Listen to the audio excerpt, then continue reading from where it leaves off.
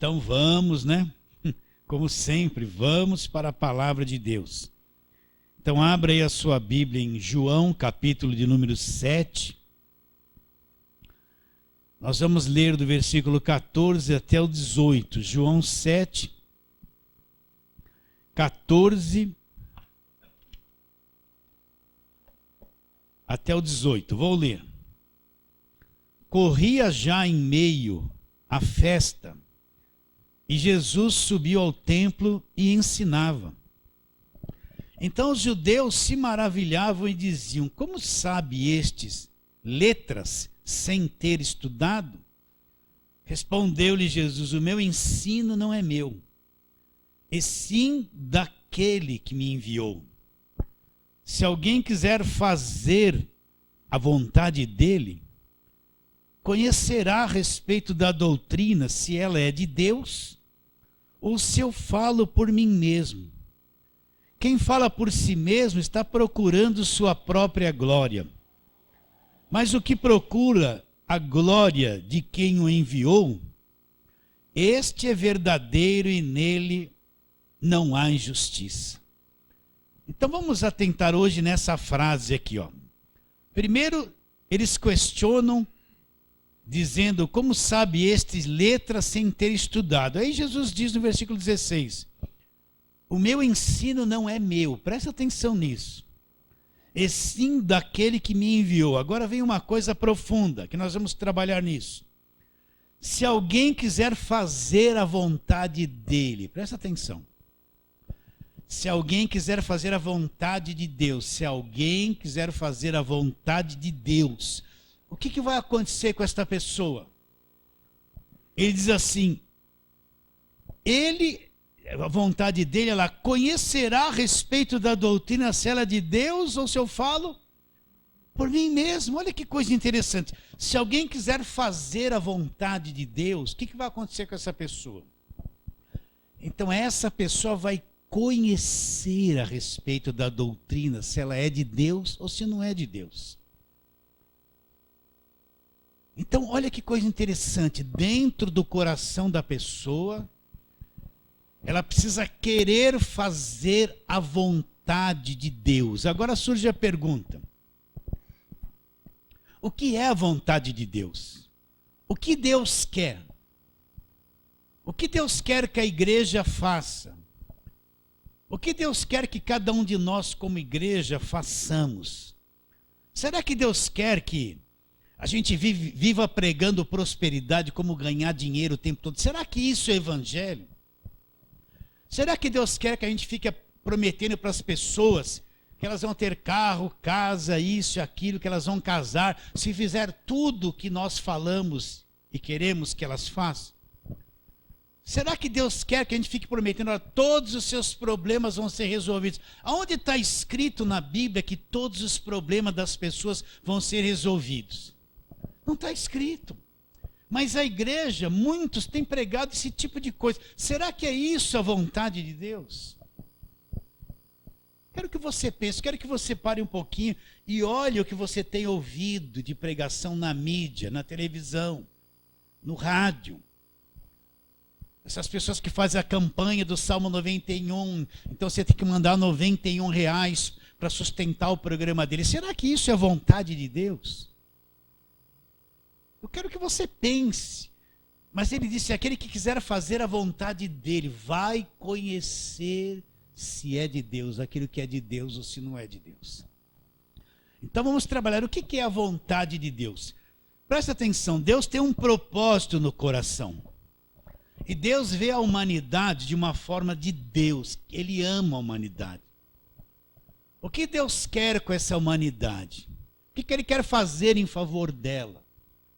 Qual é a vontade de Deus em favor da humanidade? O que a Bíblia mostra, o que eu tenho que enxergar a respeito disso? Então vamos trabalhar. João capítulo 3, né? Nós já falamos sobre isso, mas vamos lá. Vamos entender aqui a vontade de Deus. João capítulo 3, versículo 16. Aqui começa com bastante clareza a vontade de Deus. Olha lá. Versículo 16 do capítulo 3 de João. Olha lá. Porque Deus amou o mundo de tal maneira. Então Deus amou o mundo de tal maneira. Aí esse amor faz com que ele tenha uma reação. Olha lá. Deus amou o mundo de tal maneira que deu seu único filho. Então Deus ama o mundo e ele dá ao mundo o único filho. Qual a finalidade que ele deu esse filho para o mundo? Olha lá. Para que todo que acreditar nele ou que nele crê, não pereça, mas tenha o quê? A vida eterna. Então, Deus amou o mundo, ele amou o mundo. Então ele tem uma vontade com relação ao mundo. O que ele faz? Ele dá o seu único filho. Com qual finalidade? Para todo aquele que acreditar nesse filho não pereça. O que é perecer? É se estragar, é se perder. Mas o que essa pessoa vai ter? Ele não vai perecer, ele vai ter o quê? A vida eterna. Então, presta atenção. A vontade de Deus é que ele enviou Jesus e aquele que acreditar em Jesus vai ter uma vida eterna. Deus olha para a humanidade a fim de dar a eternidade para a humanidade que crê. O alvo do coração de Deus não é aquele vai trocar de carro, aquele vai melhorar, a firma dele vai melhorar. Não é isso o evangelho. Essas pregações que você vê direto na televisão é o falso evangelho, que promete um monte de coisa para as pessoas o tempo todo. Que elas vão ter isso, vão ter aquilo, que elas têm que ter fé, que Deus vai dar dinheiro, vai dar casa, vai dar carro. Elas vão comer a melhor comida, vão vestir a melhor roupa. Deus é o dono do ouro da prata, então todo filho de Deus tem que ser rico. Isso é um falso evangelho, é a mentira, isso não é evangelho. Qual é o centro do evangelho? Deus mandou Jesus aqui para todo aquele que acreditar em Jesus não vai se perder. Vai ter o quê?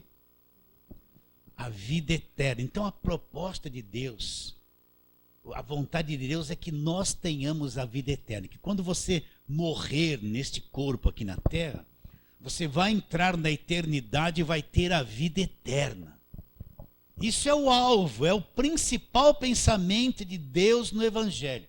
Por isso que um dia Jesus Cristo se faz carne, Jesus Cristo é Deus, deixa o seu reino de glória, se esvazia, assume a forma humana e vem ao mundo. Com qual finalidade Jesus Cristo veio ao mundo? Para dar a vida eterna. Está bem claro isso na sua mente? Então a gente começa a perceber o que é a vontade de Deus. Então olha, continua a leitura.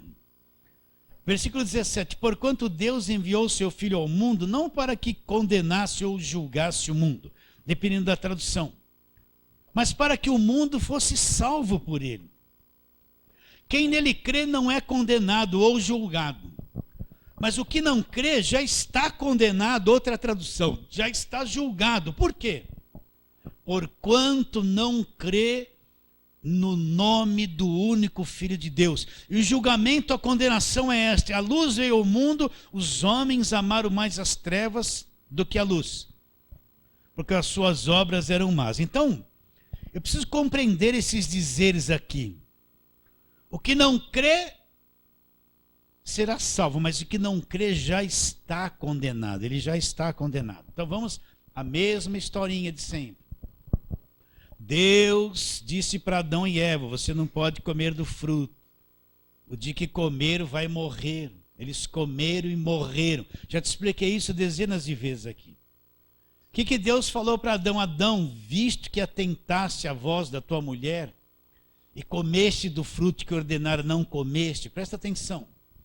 Maldita é a terra por tua causa. Então, por causa desse pecado de Adão e Eva, todo esse nosso planeta, a Terra, quando Deus fala terra, ele fala dos vegetais, dos animais, do ser humano, todo esse nosso sistema da Terra entrou debaixo de maldição, se tornou um sistema estragado, destruído. A raça humana se tornou uma raça estragada, deformada, depravada, doente, morta por dentro, entende?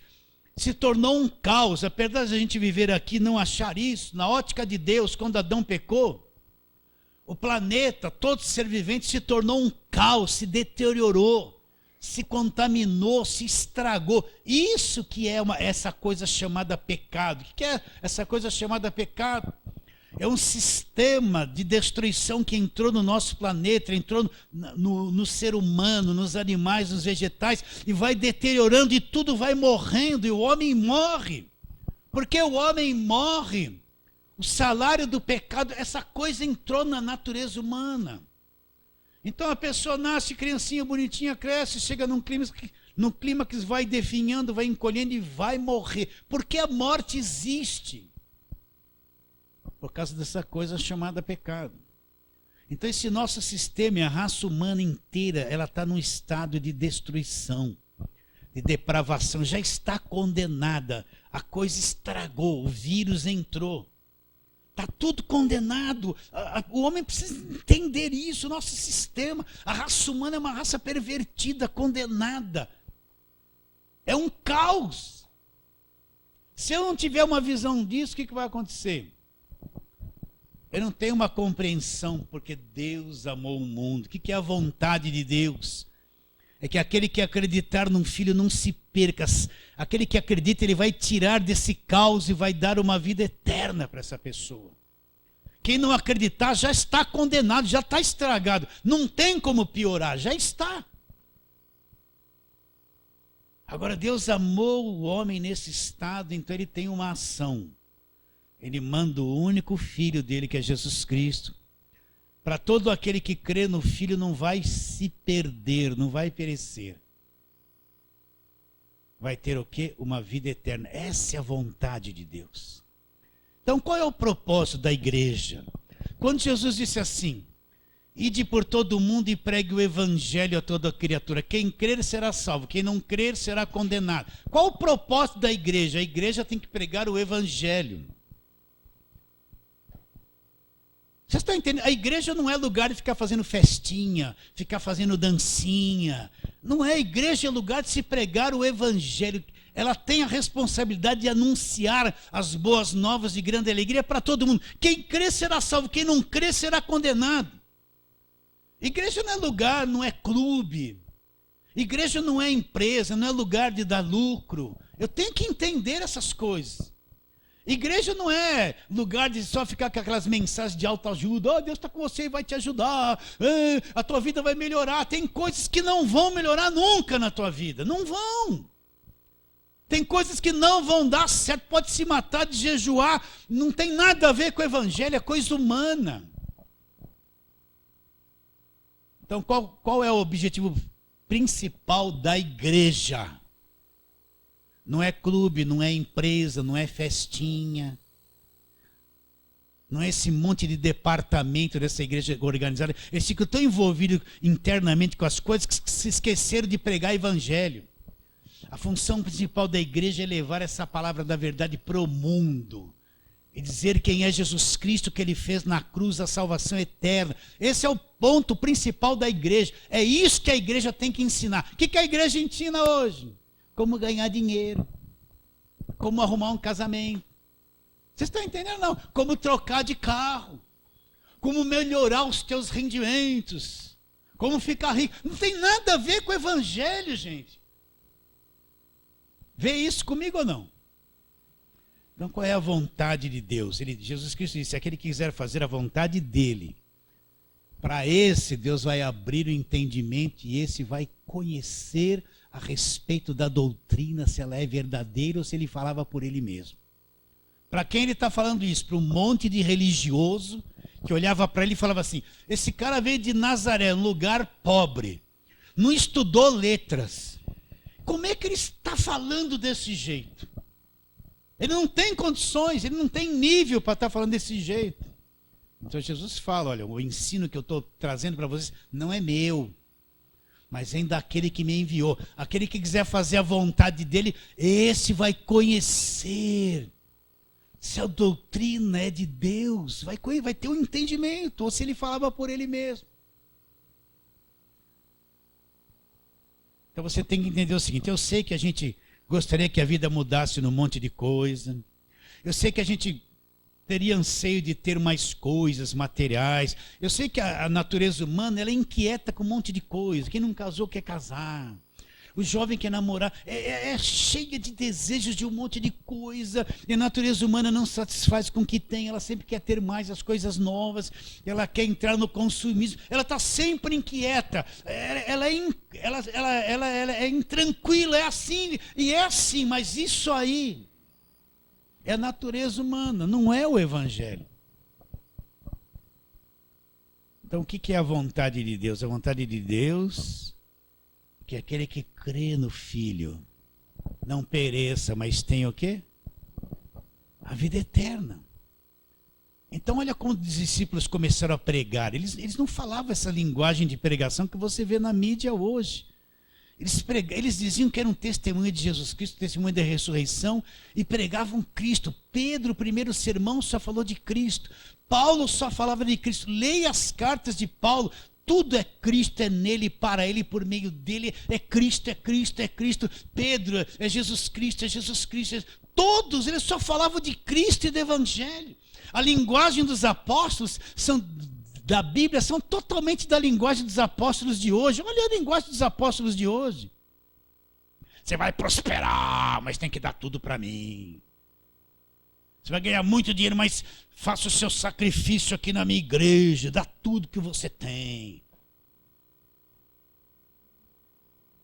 Olha a linguagem dos evangelhos ali, do que Paulo escrevia, olha a linguagem do que se prega hoje. Não é evangelho isso aí, parece que é, mas não é. Então, o que é a vontade de Deus? Presta atenção. Está claro isso na Bíblia. Se a pessoa morrer nessa vida, sem ter nascido de novo, crido em Jesus Cristo, ela está eternamente separada de Deus e condenada. Se a pessoa morrer nessa vida e crer em Jesus Cristo, ela vai viver eternamente com Deus e tem a vida eterna. É isso, o final é isso. Ou condenação eterna ou salvação eterna. Não tem outra saída, ou é ou não é. O que crer não será condenado, mas o que não crer já está. Não é que ele vai ser, ele já está condenado nesse sistema. Já está condenado. Eu sei que quando a gente vem para a igreja, a gente nem entende o evangelho. Então a gente quer, Deus, abra a porta, Deus, faça um milagre, Deus, meu filho, Deus, me ajuda nisso, Deus, eu quero emprego, eu estou com dor de barriga, quero sarar a dor de barriga, Deus, eu preciso ter mais dinheiro, a pessoa vem só, eu quero, me dá isso, me dá aquilo, ela vai aonde se prega que Deus vai dar. Eu sei que no começo todo mundo é igual. Mas depois de um tempo, Deus vai me trazer maturidade, eu vou ver que isso não é evangelho. Eu vou ver que o evangelho é uma questão de vida ou morte. Creu, salvo eternamente. Não creu, condenado eternamente. Ou é ou não é. Isso é duro, mas é o que é. Fico pensando, querido. Quando a pessoa sair do corpo, ela morreu, ela não estiver salva, ela vai para o inferno, é o que a Bíblia diz. Você pensa que morreu, a pessoa apaga assim, cai num sono e vai dormir? Não, ela morre, esse homem interior sai de dentro dela com a mesma consciência. Você acredita nisso? Vamos ler onde está isso aí? Vamos ler. Isso aqui dificilmente alguém vem na televisão pregar. Dificilmente essas coisas. Olha lá, Lucas 16, vamos lá. Vamos lá.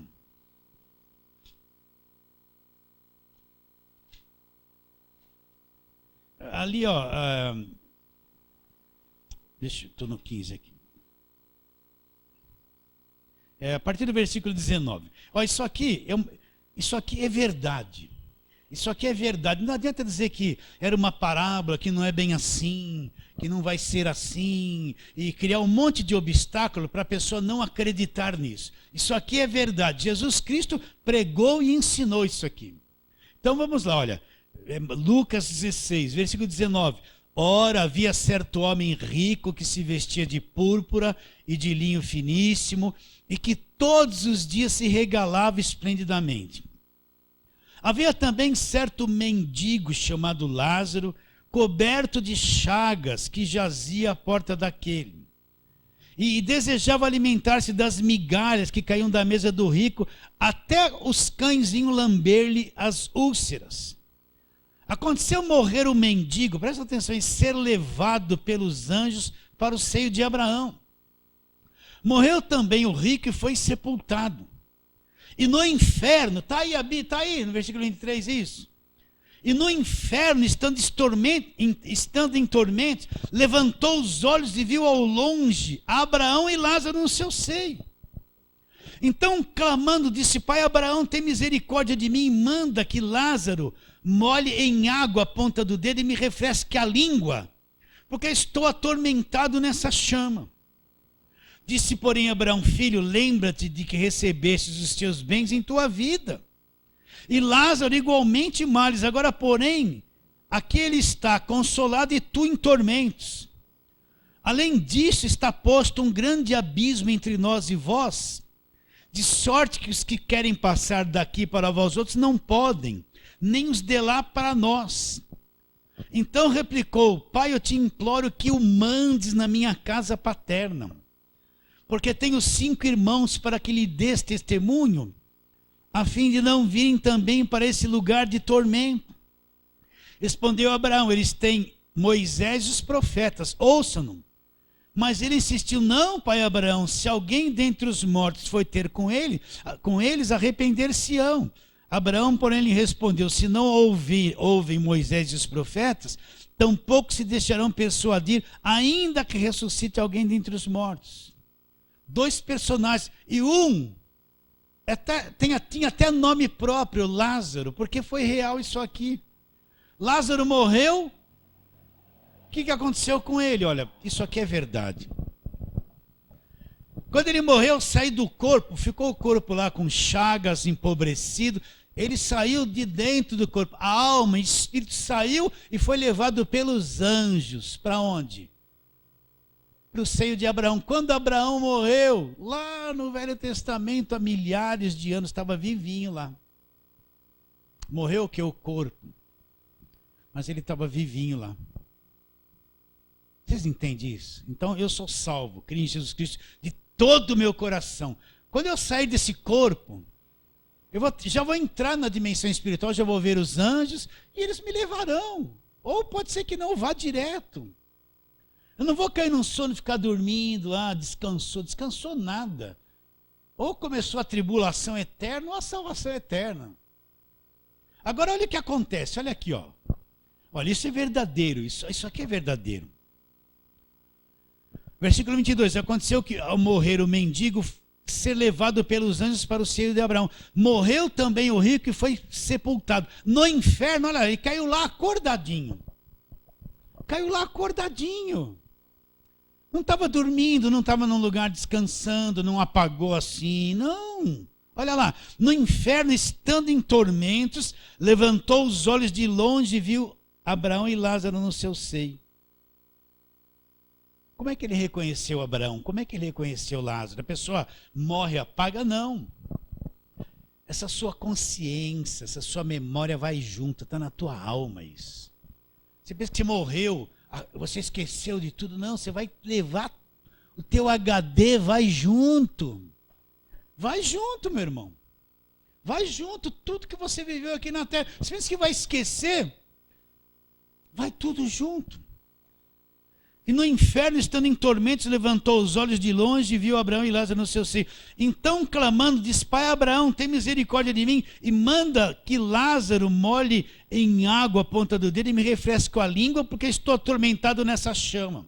Ó, a água é coisa do mundo natural. A água é coisa do nosso mundo, do nosso corpo. A alma não bebe água. Espírito não bebe água, bebe. Repare bem que ele está lá, saiu do corpo, e a alma dele era uma coisa tão presa no corpo que ele sentia as sensações do corpo físico que tinha ficado na terra e voltado ao pó lá. Como é que vai molhar Lázaro o dedo e refrescar a língua dele? A alma tinha as mesmas sensações do corpo.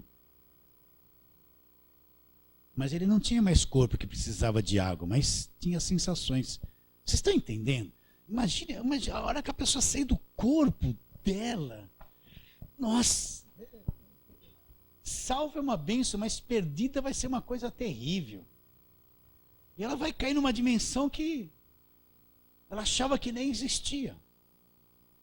Ah, pastor, você está me pondo medo? Não, meu irmão. Aquele que quiser fazer a vontade dele conhecerá. Qual é a vontade dele? O que crê em Jesus Cristo não pereça, tem a vida eterna. O que creu não será condenado. O que não creu já está condenado. Então a igreja não é lugar de brincadeirinha, ser feliz, né? Historinha, todo mundo dá risada. É questão de vida ou morte. Olha a responsabilidade de quem prega. É questão de vida ou morte. Ou fala a verdade ou oculta a verdade. É questão de vida ou morte, meus irmãos. Ele tinha a sensação do corpo físico, mas não tinha mais corpo. Ele estava atormentado numa chama. Olha como esse homem estava mal lá. Continua a leitura. Tem misericórdia de mim e tal. Disse Abraão, filho, lembra-te que recebeste os teus bens em tua vida e Lázaro igualmente males. Agora, porém, aqui ele está sendo consolado e tu em tormentos. Além de tudo, está posto um abismo entre nós e vós, de sorte que os que querem passar daqui para vós outros não pode, nem os de lá passar para nós. Agora, olha como ele lembrava da casa dele. Ele não falou uma vez, é injusto eu estar aqui. É errado, eu não mereço estar aqui. Ele estava consciente da condenação dele ali. Ali ele se tornou consciente. Olha lá, versículo 27. Então replicou, pai, eu te imploro que o mandes à minha casa paterna. Para. Ele lembrava da casa dele, de onde ele tinha vivido, de tudo que ele tinha, e dos irmãos dele. Ele lembrava, não tinha esquecido. E o que ele queria fazer? Olha lá. Então replicou, pai, eu te imploro que o mandes à minha casa paterna, porque tenho 5 irmãos, para que lhes des testemunho, a fim de não virem também para esse lugar de tormento. Fala assim, manda Lázaro, Abraão, manda Lázaro lá. Eu tenho 5 irmãos, manda ele de volta lá na minha casa paterna, para avisar eles, para que não venham para esse lugar também. Então os irmãos dele, ele lembrava dos irmãos da casa dele e sabia que os irmãos estavam fazendo igual a ele, iriam parar no mesmo lugar que eles. Ainda ele tinha até amor pelos irmãos. Não quero que eles venham para cá. Não, pastor, isso aqui não é verdade. É verdade, viu, meus irmãos? Sinto em dizer. É verdade, eu gostaria que não fosse. É doloroso, né? Então eu fico pensando, aqueles pastores que só pegaram prosperidade, enganaram o povo uma vida inteira. Um monte de gente dessa morreu e foi condenado. Fico pensando quando essa gente que só prega dinheiro, essas coisas que você vê, estiver diante de Jesus Cristo sendo julgado. Sabe, isso vai acontecer. Não tem nada oculto que não venha a ser revelado. Isso vai acontecer. Por isso, o que ele diz? A mim pertence a vingança, eu retribuirei. Fica pensando nessas igrejas grandes da mídia que só falam em dinheiro e sacrifício. Não falam o evangelho, a verdade. Não falam isso que eu estou te dizendo. Nunca prego isso para ninguém. Eles serão a causa da perdição de muita gente. E eles também vão se perder. Eles também vão se perder. Mandes a minha casa paterna. Ele lembrava de tudo da casa dele. Aí o que Abraão respondeu para ele? Versículo 28, porque tenho 5 irmãos para que lhes dês testemunho, a fim de não virem também para esse lugar de tormento. Respondeu Abraão. Por que Abraão respondeu assim? Porque o evangelho não tinha começado ainda, olha lá. Eles têm Moisés e os profetas, ouçam-nos. Mas ele insistiu, não, pai Abraão, se alguém dentre os mortos foi ter com eles, vão se arrepender. Abraão, porém, lhe respondeu, se não ouvirem Moisés e os profetas, tampouco se deixarão persuadir, ainda que ressuscite alguém dentre os mortos.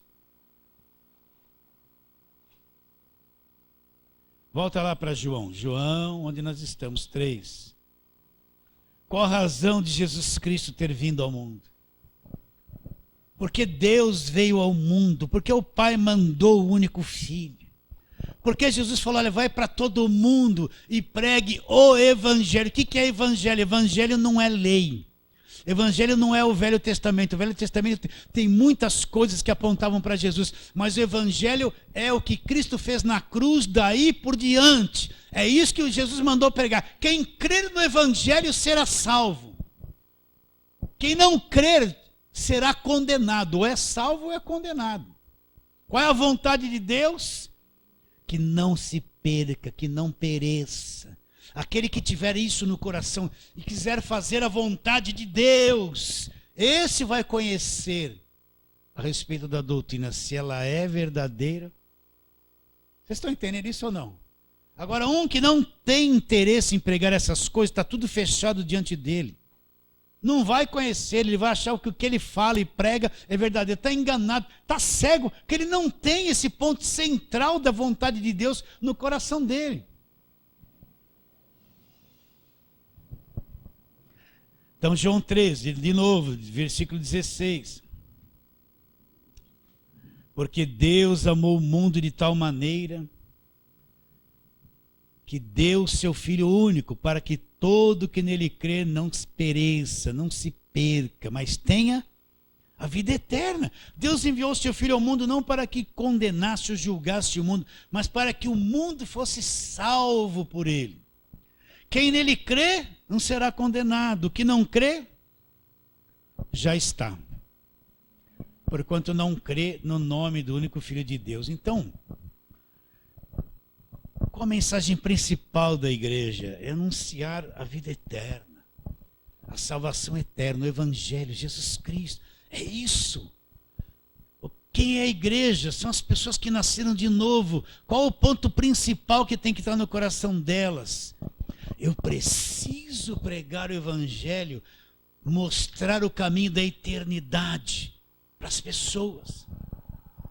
Você entende? Qual o nosso objetivo aqui da Crer Somente? Nós juntos. Porque eu não sou uma pessoa sozinha, eu sou com você. Você é comigo. Eu sou a voz, só isso, nada mais. Então nós juntos, qual o nosso objetivo? Pregar a vida eterna, mostrar o que é evangelho para as pessoas. Esse é o objetivo do nosso trabalho. Não é enganar ninguém, não é ter muito dinheiro, não é explorar as pessoas, não é falar a verdade da palavra de Deus. Nós juntos pregamos isso. A vida eterna e a condenação o quê? Eterna.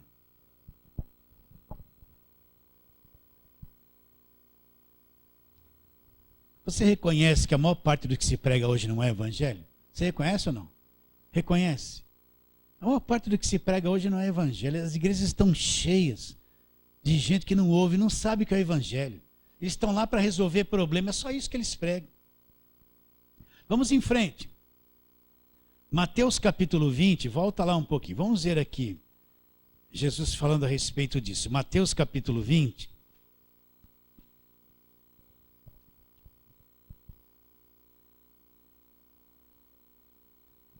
Versículo 28, só não vou ler desde o versículo 20, que é o pedido da mãe de Tiago e de João, que um se assente à direita, outro à esquerda, aquela coisa toda. Mas, versículo 28, tal como o Filho do Homem. Não, vamos ler desde o versículo 20 para ficar esclarecedor. Então, se chegou a ele a mulher de Zebedeu com seus filhos, e adorando, pediu-lhe um favor. Perguntou-lhe ele, que queres? Ela respondeu, manda que no teu reino esses meus 2 filhos se assentem, um à tua direita e o outro à tua esquerda. Olha a mãezona, mãe coruja, um filhinho de cada lado de Jesus no reino dele. Mas Jesus respondeu, não sabes o que pedis, podeis vós beber o cálice que eu estou para beber? Responderam, podemos. Então lhes disse, recebereis o meu cálice, mas assentar-se à minha direita e à minha esquerda não me compete concedê-lo. É, porém, para aqueles a quem está preparado por meu Pai. E ouvindo isto, os 10 indignaram-se contra os 2 irmãos. Então Jesus, chamando-os, disse, não sabeis que os governantes dos povos os dominam? E que os maiorais exercem autoridade sobre eles? Não é assim entre vós, pelo contrário. Quem quiser tornar-se grande entre vós, será esse que vos sirva. Quem quiser ser o primeiro, esse será o vosso servo. Ele está dizendo, no reino de Deus é diferente. Os maiorais no mundo mandam nas pessoas. mas no reino de Deus quer ser grande, então você vai trabalhar e servir a todos. Você é o que mais vai servir. Quer se tornar-se grande no reino de Deus, trabalha para todo mundo. Você vai ser servo deles. É o contrário. Aí depois ele diz, quem quiser ser o primeiro entre vós, será o vosso servo. Aí ele dá exemplo dele mesmo, tal como o Filho do Homem, que não veio para ser servido, mas para servir e dar a sua vida, para quê? Em resgate de muitos. Ele veio dar a vida dele em resgate desse mundo de escravidão, de perdição, de mundo de condenação. Ele veio dar a vida para resgatar muitos dessa situação. Esse é o ponto, isso é a vontade de Deus. Isso é a vontade de Deus. Se um pregador apóstolo não tem isso vivo no coração, só prega esse monte de abobrinha de prosperidade, essa pessoa não sabe a respeito da vontade de Deus. Ele está cego, está fechado diante dele a verdade do Evangelho. Está fechado, não saberá a respeito da doutrina.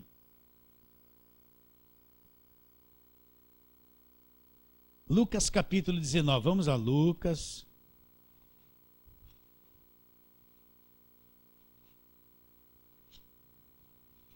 Lucas 19. Isso aqui é o Zaqueu publicano, né? Mas vamos só... Vamos ler aqui desde o começo, porque isso aqui é importante. Zaqueu, Lucas 19, 1. Entrando em Jericó, atravessava Jesus a cidade. Eis que um homem chamado Zaqueu, maioral dos publicanos e rico, procurava ver quem era Jesus. Mas não podia por causa da multidão, por ser ele de pequena estatura. E correndo adiante, subiu a um sicômoro, a fim de poder vê-lo, porque iria passar por ali. Quando Jesus chegou àquele lugar, olhando para cima, disse, Zaqueu, desce depressa, pois me convém ficar hoje em tua casa. E ele desceu a toda a pressa e o recebeu com alegria. Todos os que viram isso murmuravam, dizendo que ele se hospedara com um homem pecador. Entrementes Zaqueu se levantou e disse ao Senhor, Senhor, resolvo dar aos pobres metade dos meus bens. E se em alguma coisa tenho defraudado alguém, restituo 4 vezes mais. Então Jesus lhe disse, hoje houve salvação nesta casa, pois que também este é filho de Abraão.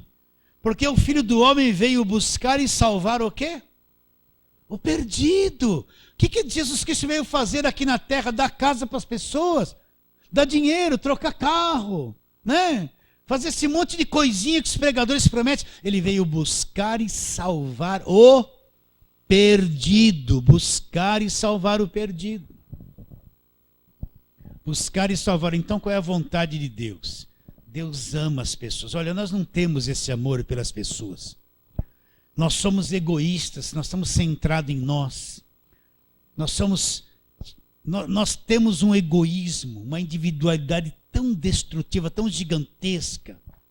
Você pode se achar que não é assim, mas é. E nós não amamos. Temos uma enorme dificuldade de amar o nosso próximo. A gente ama quem está do nosso lado e às vezes faz o que a gente quer. Se não fizer, a gente já começa a ficar meio bravo. Mas Deus ama a pessoa, Deus ama o ser humano. Deus ama o homem, Ele nos ama.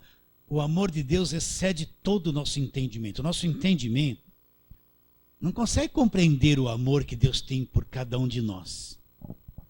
Deus amou o mundo de tal maneira, que tal maneira é essa? Qual é a vontade de Deus? Deus ama e buscar e salvar o que estava o quê? Perdido. Isso é o centro do Evangelho. A igreja precisava ter pessoas com o coração acesos com essa verdade. Ir diante de uma televisão e pregar essas verdades, gritar.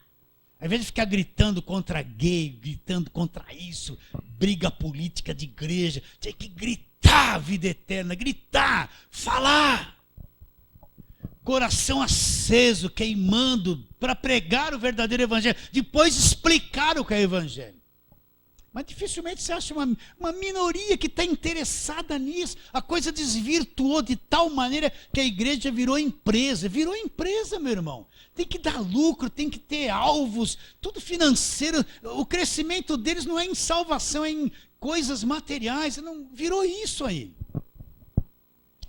Porque o Filho do Homem veio buscar e salvar o quê? O perdido. Buscar e salvar o perdido. 1 Timóteo capítulo 2, vamos lá para frente, antes de Hebreus. 1 Timóteo, 2 Timóteo, Tito, Filemão e Hebreus. 1 Timóteo 2,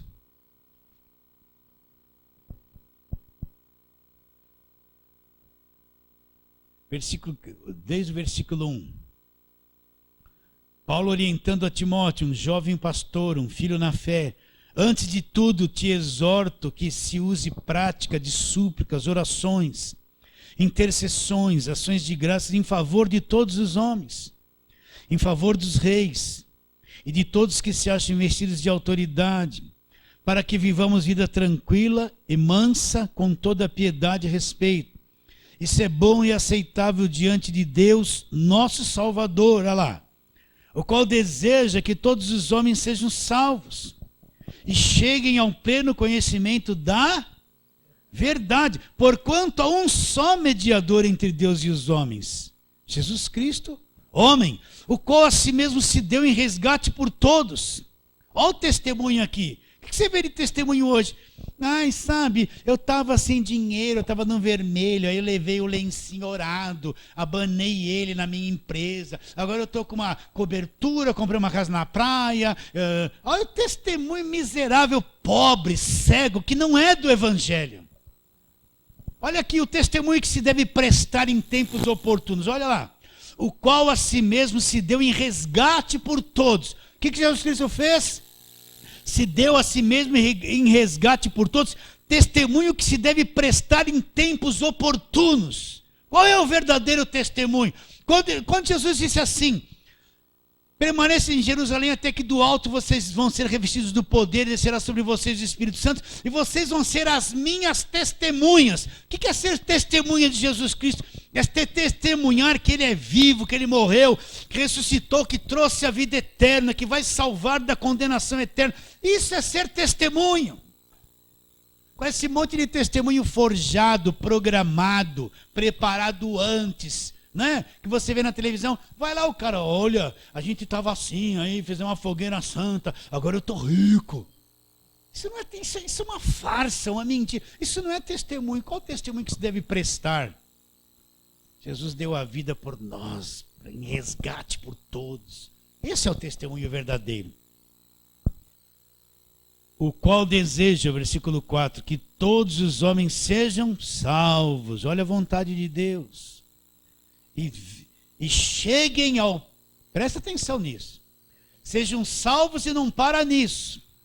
E cheguem ao pleno conhecimento da verdade. E cresçam em conhecimento da verdade. Cheguem a um pleno conhecimento da verdade. Aprendam a verdade. Cresçam no conhecimento da verdade. Isso é a vontade de Deus. Sim ou não? Sim, é a vontade de Deus.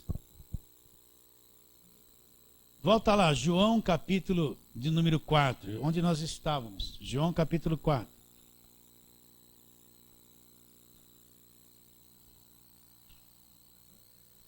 Esse capítulo 4 aqui é aquela conversa da mulher samaritana. Os discípulos foram comprar pão. Ele encontrou a mulher samaritana e falou da água viva, aquela coisa toda. Quando os discípulos voltaram, viram que eles estavam conversando com uma mulher, né? Versículo 31, João 4, 31. Nesse inteirinho os discípulos lhe rogavam, dizendo: mestre, come.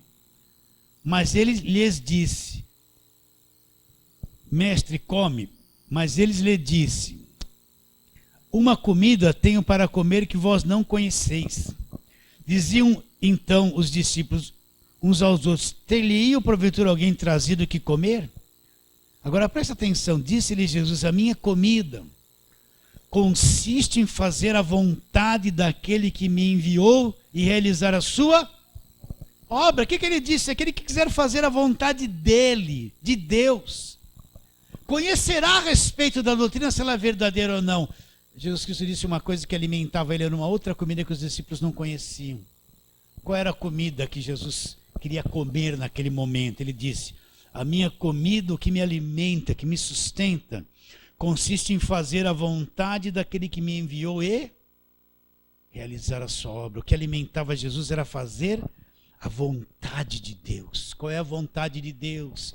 Deus amou o mundo de tal maneira que deu seu Filho unigênito, para que todo aquele que nele crê não pereça, mas tenha o quê? A vida eterna. Qual é a vontade de Deus? É que todos cheguem ao conhecimento da verdade. É que os homens sejam salvos. Quem nele crê não pereça, mas vai ter o quê? A vida. Essa é a vontade de Deus. Temos essa vontade dentro do coração? João 6, onde nós estávamos todos esses dias passados, né? João 6. Nós estamos no 7, mas vamos lá no 6, 28, 29, 37 a 40.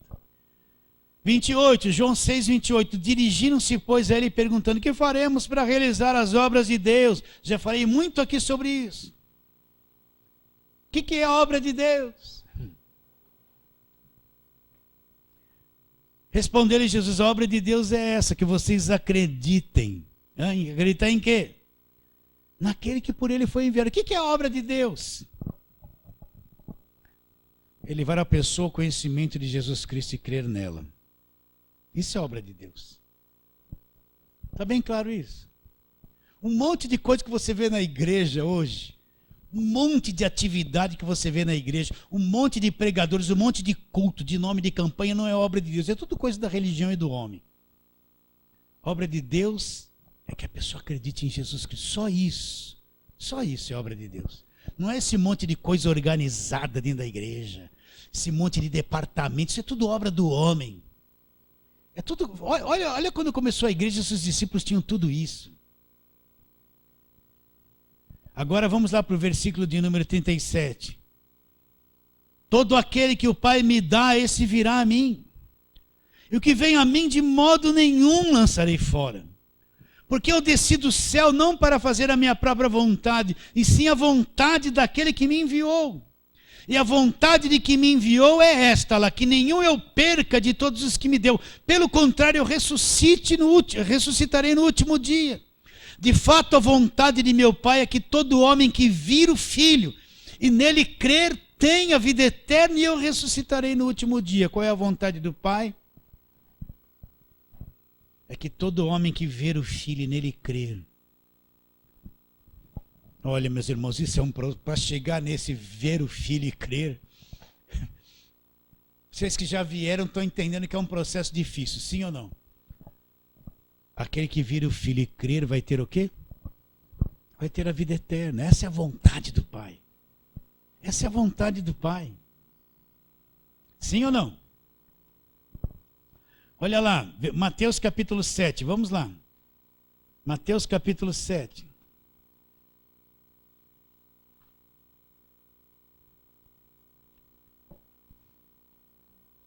Ele está falando aqui dos falsos profetas. Vamos ler desde o versículo 15, mas eu quero ler a tônica 21 a 23. Acautelai-vos dos falsos profetas, que se vos apresentam disfarçados em ovelhas, mas por dentro são lobos roubadores, né? O falso profeta, ele tem uma aparência de ovelha, mas por dentro ele é violento. Ele é lobo roubador. Então, quando você vê essa gente fazendo campanha para a pessoa dar todo o dinheiro que tem, dar o carro, dar a casa, dar tudo, dar o salário, vale refeição, passar o cartão, tudo. Esse é o lobo roubador. Está bem claro isso? Esse é o lobo roubador. Ele tem a aparência de ovelha, mas por dentro o lobo é violento por dentro. Ele não tem misericórdia de ninguém. É o lobo roubador. Acautelai-vos os falsos profetas que se vos apresentam disfarçados de ovelhas, mas por dentro são lobos roubadores. Pelos seus frutos conhecereis. Colhe-se porventura uvas de espinheiros, ou figo de abrolhos? Assim toda árvore boa produz bons frutos, a árvore má produz frutos maus. Não pode a árvore boa produzir frutos maus, e nem a árvore má produzir frutos bons. Toda árvore que não der fruto bom, toda árvore que não produz bom fruto é cortada e lançada no fogo. Assim, pois, pelos seus frutos conhecereis. Olha lá. Nem todo que me diz Senhor, Senhor entrará no reino dos céus, mas aquele que faz o quê? A vontade de meu Pai que está nos céus. E qual é a vontade do Pai que está nos céus? É que nenhum eu perca de todos os que me deu. A vontade dele é que todo homem que ver o Filho e crer tenha vida eterna. Mas nem todo que diz Senhor, Senhor, Senhor entrará. Vai entrar aquele que faz a vontade. Agora, olha aqui. Muitos naquele dia hão de me dizer, presta atenção nisso, olha, Jesus disse isso aqui, ó. Antes das cartas de Paulo, antes de Atos, antes de Pedro, de todos os que falaram contra os falsos profetas. Ele disse aqui muito antes, já o que seria assim. Então ele diz, muitos naquele dia hão de me dizer, Senhor, Senhor, porventura não temos, ó, as 3 coisas que se fazem hoje, presta atenção. Não temos nós profetizado em teu nome, eis que te digo, ralambacandarabacá, você, Deus vai fazer uma grande obra, você de camisa branca, receba, receba, você, estou vendo um grande anjo com um vaso de alabastro, a sua vida vai mudar, profetizar. É os profetas que eles acham que é profeta de hoje, aquelas irmãzinhas com um coque na cabeça,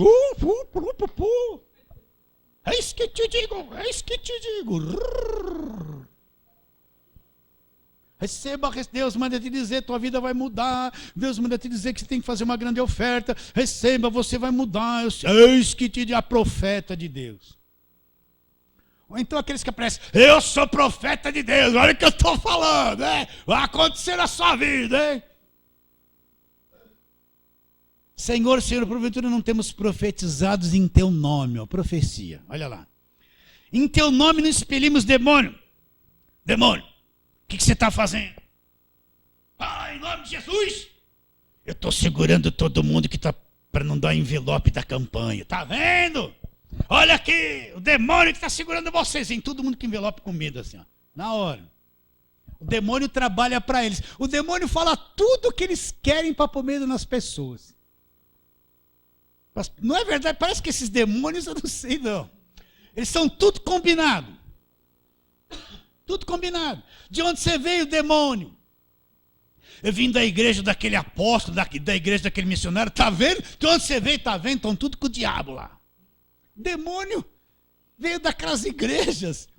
Você já viu entrevista assim? Tinha um missionário aí. De onde você vem, demônio? Eu venho da Assembleia de Deus. Eu vim. Está vendo? Só essa igreja tem salvação. Os demônios fazem tudo o que eles querem. Os demônios obedecem a doutrina da igreja deles. Não é, você não vê isso na televisão, já não viu isso no rádio.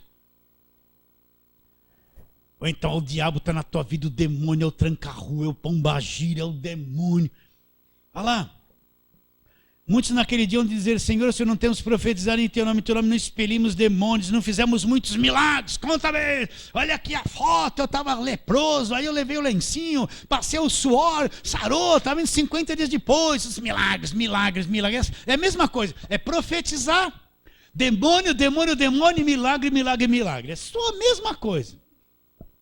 Não fizemos tudo isso em teu nome, Senhor, Senhor. Nem todo que diz Senhor, Senhor entrará no reino de Deus, mas aquele que faz a vontade de Deus qual é? Que todo homem que vira o Filho tenha a vida eterna. Então lhes direi explicitamente, abertamente, nunca vos conheci. Apartai-vos de mim os que praticaram a iniquidade. Então aquilo que eles pregaram, que eles fizeram, que eles profetizaram, praticaram iniquidade. Aquilo foi feito em nome de Jesus, mas diante de Deus era iniquidade. Está bem? Não está escrito isso? Está escrito isso.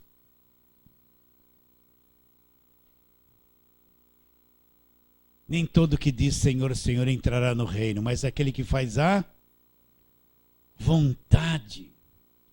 Vontade. Então, presta atenção.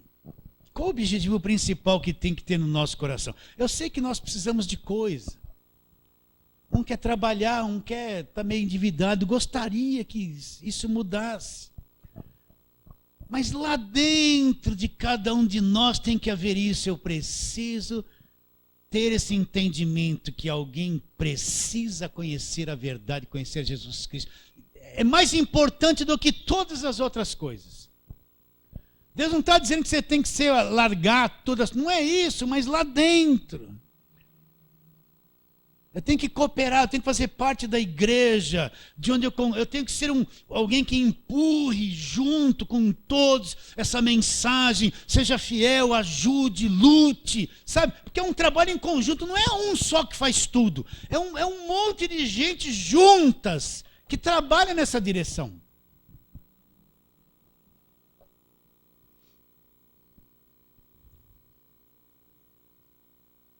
Primeira de João, capítulo 2. Vamos lá, 1 de João.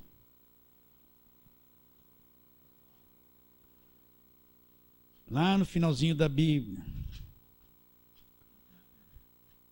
1 de João, capítulo 2.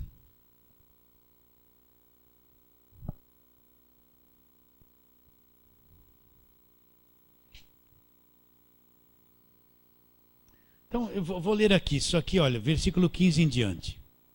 Não ameis o mundo, nem as coisas que há no mundo. Se alguém amar o mundo, o amor do Pai não está nele.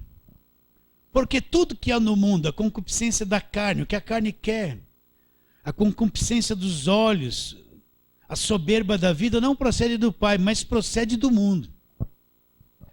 Ora, o mundo passa bem como a sua concupiscência. Agora presta atenção nisso. Aquele, porém, que faz a vontade de Deus permanece. Ele está dizendo, não ameis o mundo nem as coisas que há no mundo. Aquele que amar o mundo, o amor do Pai não está nele. Agora ele mostra o que ele está dizendo, porque tudo que há no mundo, a concupiscência da carne, o que a carne quer, o que a carne cobra. Essa sociedade movida pelos desejos da carne o tempo todo, escravizada pelo que a carne quer, pelas paixões, os desejos o tempo todo. É isso que ele está dizendo. A concupiscência dos olhos, os nossos olhos são atraídos para olhar todas as belezas do mundo, as riquezas e querer cobiçar, querer ter, consumir, querer tudo, se achar infeliz, porque só tem um telefone celular de 1.500, precisa de ter de 3.000. Vocês estão entendendo? Se acha infeliz, se acha inferiorizado. Meu carro vale 30, precisa de uns 70, se acha assim. Não. Concupiscência dos olhos, a soberba da vida não procede do Pai. Não procede do Pai, mas procede do mundo. O mundo passa bem como a sua concupiscência. Aquele, porém, que faz a vontade de Deus permanece o quê? Eternamente. Permanece, olha aqui a questão como é profunda. Permanece eternamente. Agora vamos lá, João, de novo, vamos voltar onde começamos para terminarmos lá. João capítulo 7.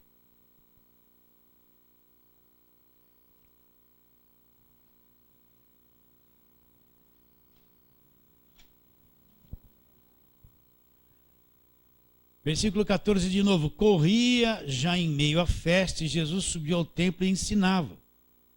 Então os judeus se maravilhavam dizendo, como sabe este letras sem ter estudado? Respondeu-lhe Jesus, o meu ensino não é meu, e sim daquele que me enviou. Aqui está o segredo. Se alguém quiser fazer a vontade dele, conhecerá a respeito da doutrina, se é de Deus ou se eu falo por mim mesmo. Quem fala por si mesmo está procurando a sua própria glória. Mas o que procura a glória de quem enviou, esse é verdadeiro e nele não há injustiça. Então, quer fazer a vontade de Deus? Então, esse vai conhecer a respeito da doutrina. Você entende? De vez em quando alguém fala assim, mas pastor, esse pessoal da mídia não conhece isso. Olha, eu não sei, mas quem quiser fazer a vontade de Deus vai conhecer. Aquele que não quiser fazer a vontade de Deus não vai conhecer. Por isso a vontade de Deus é a parte principal, é o foco. Qual é a vontade de Deus? Para que todo aquele que crer em Jesus Cristo não se perca, não pereça, mas tenha o quê? A vida eterna. Então qual é a vontade de Deus? Que todo homem que vira o Filho e nele crer, tem o quê? A vida eterna. Fala assim, amém.